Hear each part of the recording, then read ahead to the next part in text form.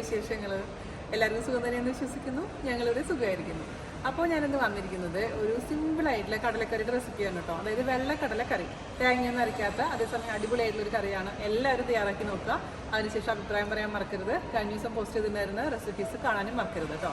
അപ്പോൾ ഒട്ടും താമസിച്ചിട്ട് നമുക്ക് എങ്ങനെയാണ് രുചികരമായ വെള്ളക്കടല വെച്ചുള്ള കറി തയ്യാറാക്കാം എന്ന് നോക്കിയിട്ട് വരാം. ഓക്കെ, അപ്പോൾ നമുക്ക് വളരെ ഈസി ആയിട്ടുള്ള ഒരു കടലക്കറി തയ്യാറാക്കാം. വെള്ളക്കടല വെച്ചിട്ട് ഞാൻ പലതരത്തിൽ ഓൾറെഡി ഞാൻ പോസ്റ്റ് ചെയ്തിട്ടുണ്ട് കേട്ടോ. ഞാൻ കഴിഞ്ഞ ദിവസം ഇതിന്റെ ഫോട്ടോ ഇൻസ്റ്റാഗ്രാമിൽ ഷെയർ ചെയ്തപ്പോൾ ഒരുപാട് പേര് എൻ്റെ അടുത്ത് റിക്വസ്റ്റ് ചെയ്ത റെസിപ്പിയാണിത്. ഇത് കുഞ്ഞുങ്ങൾക്കൊക്കെ വളരെ ഇഷ്ടപ്പെടും. കാരണം നമ്മൾ അരച്ചിട്ടാണ് ചെയ്യാൻ പോകുന്നത്. നമ്മുടെ കിഡ്സ് സ്പെഷ്യൽ മുട്ടക്കറി പോലെ തന്നെ. 1 കപ്പ് വെള്ളക്കടലയാണ് അതിനുവേണ്ടി ഞാൻ എടുത്തിരിക്കുന്നത്. അത് ഒരു 6 മണിക്കൂറെങ്കിലും മിനിമം നമ്മൾ സോക്ക് ചെയ്യാൻ വെക്കുക. അതിനുശേഷം വേവിച്ച് വെച്ചിരിക്കുന്ന കടലയാണിത്. കടല വേവിക്കുന്ന സമയത്ത് കുക്കറിൽ ഉപ്പിടാൻ മറക്കരുത്. അപ്പോൾ നമുക്ക് ഇത് മാറ്റി വെക്കാം.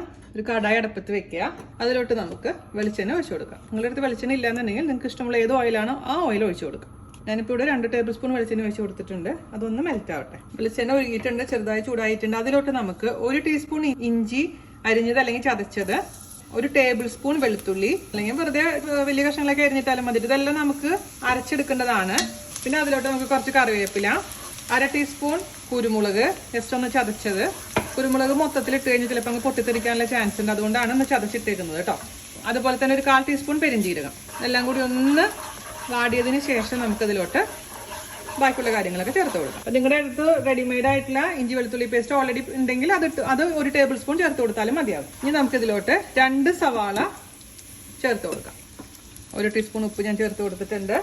ഇത് നല്ല ഗോൾഡ് കളർ ആവുന്ന വരെ നമുക്കിതങ്ങ് വഴറ്റിയെടുക്കാം. സവാളയൊക്കെ ചെറിയൊരു ഗോൾഡ് കളർ വന്നിട്ടുണ്ട്. നമുക്ക് ഇനി തീ കുറയ്ക്കാം കേട്ടോ. ഇനി ഇതിലോട്ട് നമുക്ക് 1/4 ടീസ്പൂൺ മഞ്ഞൾപ്പൊടി, 1/4 ടീസ്പൂൺ എരിവുള്ള മുളക് പൊടി ചേർത്ത് കൊടുത്തിട്ടുണ്ട്. നന്നായിട്ടൊന്ന് വഴറ്റിയെടുക്കാം. 2 മിനിറ്റ് ചെറിയ തീയിൽ വഴറ്റിയതിന് ശേഷം നമുക്ക് ഇതിലേക്ക് മല്ലിപ്പൊടി ചേർത്ത് കൊടുക്കാം. 2 മിനിറ്റ് കഴിഞ്ഞിട്ടുണ്ട്. നമുക്ക് ഇതിലേക്ക് 3 ടേബിൾ സ്പൂൺ മല്ലിപ്പൊടി ചേർത്ത് കൊടുക്കാം. സാധാരണ ഞാൻ മല്ലിപ്പൊടി കുറവേ ഇടാറുള്ളൂ. ഈ റെസിപ്പിയിൽ മല്ലിപ്പൊടി കൂടുതൽ വേണം കേട്ടോ. 3 ടേബിൾ സ്പൂൺ ചേർത്ത് കൊടുത്തിട്ടുണ്ട്. അതിൻ്റെയും പച്ചമണം മാറുന്ന വരെ നന്നായിട്ട് വഴറ്റിയെടുത്തോണ്ടിരിക്കണം. അല്ലെങ്കിൽ ഇതിൻ്റെ ഒരു പച്ചക്കുത്ത് മുന്നിട്ട് നിന്ന് കഴിഞ്ഞാൽ കറി ടേസ്റ്റ് ഉണ്ടാവില്ല. പ്രത്യേകിച്ച് എടുത്ത് പറയുന്നത് അത്രയും കുറേ പേർക്ക് അത് ഇപ്പോഴും അറിയുന്നില്ല എന്നുള്ളതുകൊണ്ടാണ് കേട്ടോ. അപ്പോൾ 2-3 മിനിറ്റ് ചെറിയ തീയിലിട്ടതിന് ശേഷം ഇതിങ്ങനെ വഴറ്റിക്കൊണ്ടേ ഇരിക്കണേ. ഹൈ ഫ്ലെയിമിൽ ഒരിക്കലും ചെയ്യരുത്. അപ്പോൾ പെട്ടെന്ന് തന്നെ ഇത് കരിഞ്ഞു പോകും. മല്ലിയുടെയൊക്കെ പച്ചക്കുത്ത് മാറിയിട്ടുണ്ട്. അതിലോട്ട് നമുക്ക് 2 തക്കാളി, നല്ല പഴുത്ത തക്കാളി വേണേ, ഇട്ട് കൊടുക്കാം. അല്പം ചൂടുവെള്ളം ഒഴിച്ചതിന് ശേഷം അടച്ച് വെച്ചിട്ട് നന്നായി ഒന്ന് കുക്ക് ചെയ്തെടുക്കാം. മീഡിയം ഫ്ലെയിമിലിട്ടിട്ട് കുക്ക് ചെയ്യാം. ഇടയ്ക്കൊന്ന് തുറന്ന് ഇളക്കി കൊടുക്കാൻ മറക്കരുത് കേട്ടോ. നമ്മൾ തക്കാളിയൊക്കെ നന്നായി കുക്കായിട്ടുണ്ട് കേട്ടോ. ഞാൻ തുറന്നിട്ടുണ്ട്. ഇനി ഇത് നന്നായിട്ട് ഒന്നും കൂടെ ഒന്ന് വരട്ടിയെടുത്തതിന് ശേഷം ചൂടാറാൻ വേണ്ടിയിട്ട് നമുക്ക് മാറ്റി വെക്കണം. അതിനുശേഷം നന്നായിട്ട് അരച്ചെടുക്കണം. നിങ്ങൾ വേഗത്തിൽ എന്തിനകത്ത് അരച്ചെടുക്കുന്നത്? ഇതിലോട്ട് ഡയറക്റ്റ് ആയിട്ട് കടലിട്ടാൽ പോരെയെന്ന് അങ്ങനെ ഞാൻ ഓൾറെഡി പോസ്റ്റ് ചെയ്തിട്ടുണ്ട്. പക്ഷേ അരച്ചതിന് ശേഷം ഉള്ള കറിയും അരയ്ക്കാതെയുള്ള കറിയും നമ്മൾ ഒരുപാട് ടേസ്റ്റിന് ഡിഫറൻസ് ഉണ്ട്. നിങ്ങൾക്കത് ഉണ്ടാക്കി നോക്കുമ്പോൾ മനസ്സിലാവും കേട്ടോ. പ്രത്യേകിച്ച് ഞാൻ കുട്ടികൾക്ക് വേണ്ടിയിട്ടാണ് ഇത് ഉണ്ടാക്കുന്നത്. എൻ്റെ വീട്ടിലൊക്കെ ഈ സവാള കടിച്ചു കഴിഞ്ഞാൽ പിന്നെ മുഖമൊക്കെ മാറും. അപ്പോൾ ശരിക്കും പറഞ്ഞു കഴിഞ്ഞാൽ നല്ലതൊന്നും അല്ല അങ്ങനെ പഠിപ്പിക്കുന്നത്. എന്നാൽ പോലും അമ്മമാർക്ക് ഇടയ്ക്കൊരു വെറൈറ്റി എന്നുള്ള രീതിയിൽ കുട്ടികൾക്ക് ഇങ്ങനെയൊക്കെ ചെയ്ത് കൊടുക്കാം. അപ്പോൾ നമുക്കിനി ഓഫ് ചെയ്യാം. എന്നിട്ട് ഇതിൻ്റെ ചൂടാറിയതിന് ശേഷം നന്നായിട്ട് അരച്ചെടുക്കുക കേട്ടോ. നമ്മൾ തക്കാളി തണുത്തത് അരച്ചെടുത്ത് വെച്ചിട്ടുണ്ട് കേട്ടോ. ഇനി നമുക്ക് കടായി ചൂടാക്കാം. കടായിലോട്ട് നമുക്ക് കുറച്ചും കൂടെ വെളിച്ചെണ്ണ ഒഴിച്ച് കൊടുക്കാം. അതിലോട്ട് നമുക്ക് 2 ഏലക്കായ, 3 ഗ്രാമ്പു, ഒരു കഷ്ണം പട്ട ഇട്ട് കൊടുക്കാം. അത് ഓപ്ഷനിലാണ് കേട്ടോ.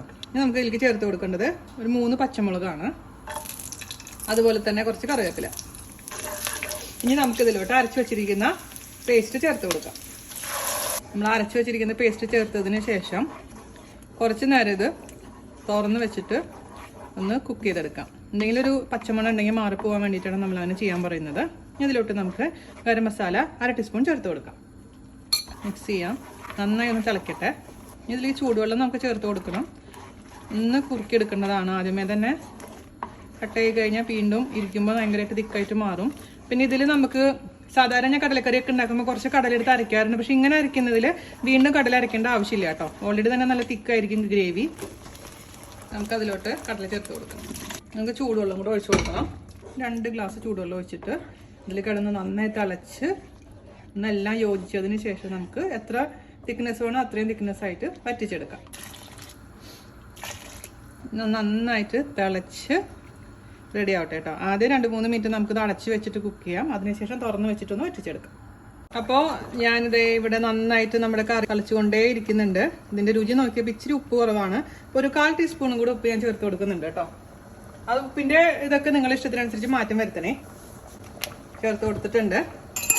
മിക്സ് ചെയ്യാം. ഇനി എന്താ കുറവ് പോലെ തോന്നുകയാണെങ്കിൽ അതൊക്കെ അഡ്ജസ്റ്റ് ചെയ്യാൻ മറക്കരുത്. ഇവിടെ എനിക്കെല്ലാം പെർഫെക്റ്റ് ആയിട്ടുണ്ട്. ഒരു നുള്ളു പഞ്ചസാര ഞാൻ ചേർത്ത് കൊടുക്കുന്നതിൽ അത് നിങ്ങൾക്ക് അറിയാലോ, അതിൽ പ്രത്യേകിച്ച് പറയേണ്ടതില്ല. പക്ഷെ പഞ്ചസാര വേണ്ടാന്നുണ്ടെങ്കിൽ തികച്ചും ഒഴിവാക്കാവുന്നതേ ഉള്ളൂ. പഞ്ചസാര എന്ന് പറയുമ്പോൾ 1 ടേബിൾ സ്പൂൺ ഒന്നല്ല, ഒരു നുള്ളാണ് നമ്മൾ ഉദ്ദേശിക്കുന്നത് കേട്ടോ. മിക്സ് ചെയ്യാം. എന്നിട്ട് 5 മിനിറ്റും കൂടെ കഴിഞ്ഞ് നമുക്കങ്ങ് ഓഫ് ചെയ്യാം. നിങ്ങൾക്കിത് കാച്ചി ഒഴിക്കാം, അതായത് ചെറിയ ഉള്ളി കാച്ചി ഒഴിക്കാം, അല്ലെങ്കിൽ പച്ച വെളിച്ചെണ്ണയും കറിവേപ്പിലയും കൂടി ഇട്ടിട്ട് അങ്ങ് നിർത്താം. കൺസിസ്റ്റൻസി ഞാൻ പറഞ്ഞില്ലേ, നിങ്ങൾക്ക് ഇഷ്ടത്തിനനുസരിച്ച്.